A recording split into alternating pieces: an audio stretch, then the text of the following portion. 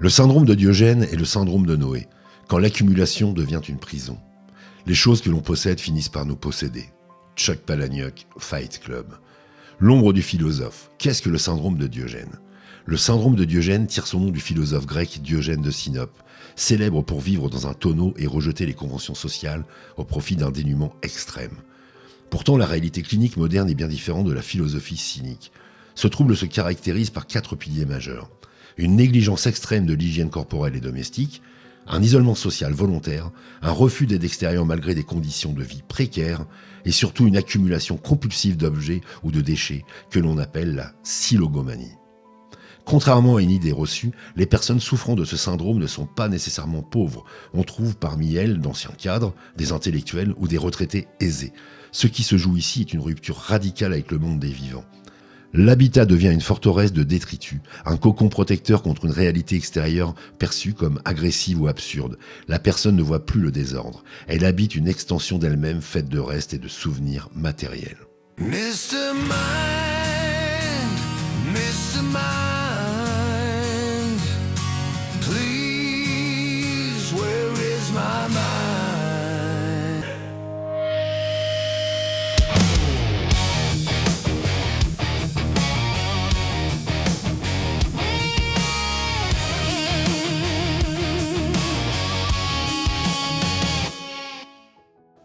Le syndrome de Noé, l'arche de la démesure.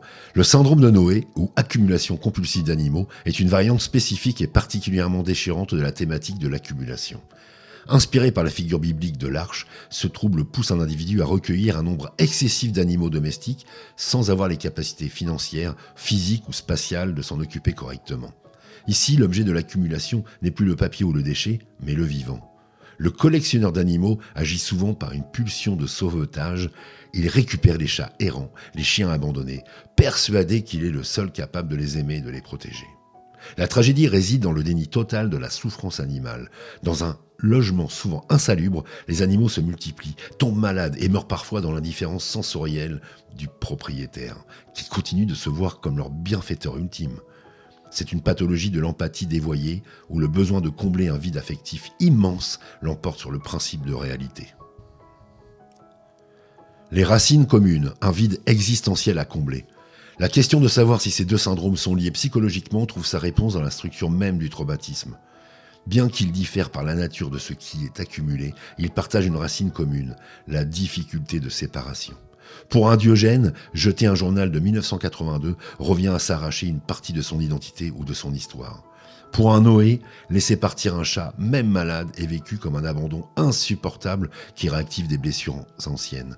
Les recherches montrent que ces comportements surviennent souvent après un choc émotionnel majeur, comme un deuil, un divorce ou une mise à la retraite. L'accumulation devient alors un rempart contre le néant.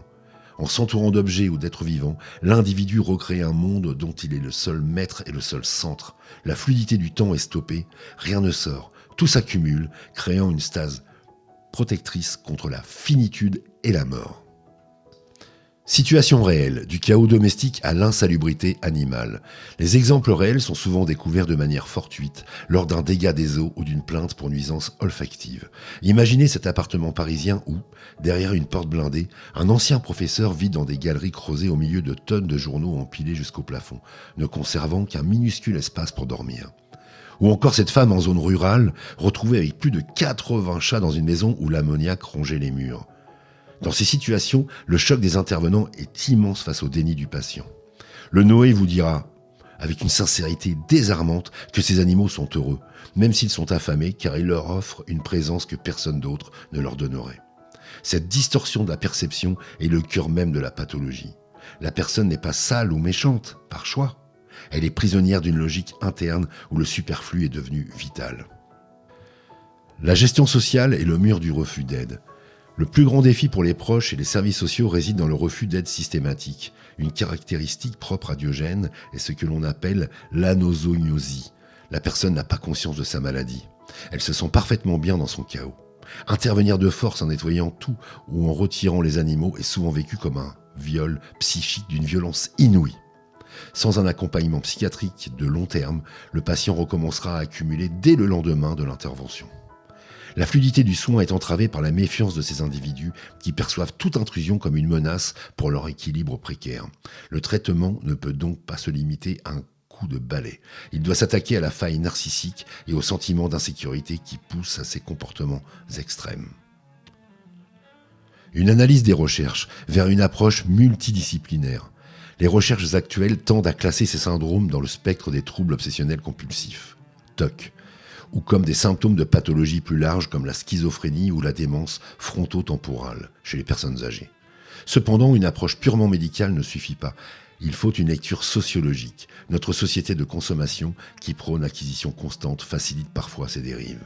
Le syndrome de Noé, en particulier, interroge notre rapport à l'animal, objet d'affection, dans une société de plus en plus atomisée. Ces syndromes sont des signaux d'alarme sur l'isolement croissant de nos contemporains.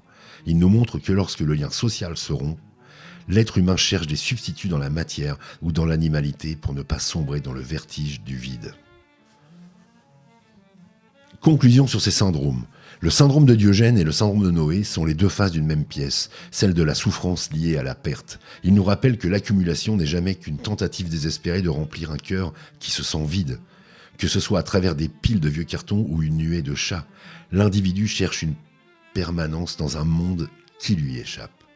Comprendre ces syndromes, c'est porter un regard de compassion sur la fragilité humaine et admettre que notre équilibre psychique dépend souvent du fil ténu qui nous relie aux autres. Peut-être que comprendre ce syndrome, c'est déjà commencer à le prévenir.